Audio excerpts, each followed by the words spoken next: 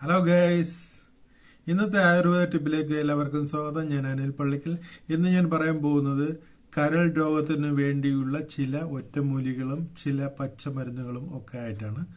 അപ്പോൾ കരൾ രോഗത്തിന് വേണ്ടിയുള്ള ആദ്യത്തെ ടിപ്പ്, കീഴാനെല്ലി പാലിൽ അരച്ച് രാവിലെ വെറും വയറ്റിൽ കഴിക്കുക.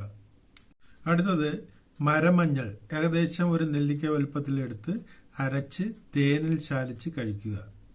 അടുത്തൊരു ടിപ്പ്, കൂവളത്തിന്റെ ഇല ചവച്ചരച്ച് തിന്നുക.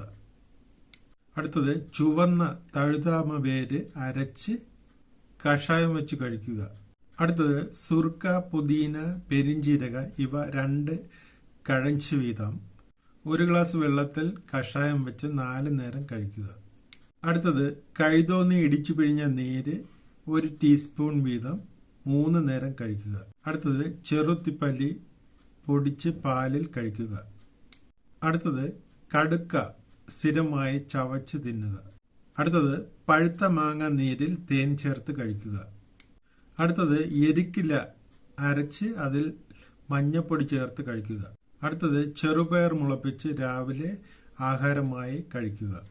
കരൾ രോഗത്തിന് വേണ്ടിയുള്ള അടുത്ത ടിപ്പ്, പാവയ്ക്ക നീരിൽ തേൻ ചേർത്ത് കഴിക്കുക.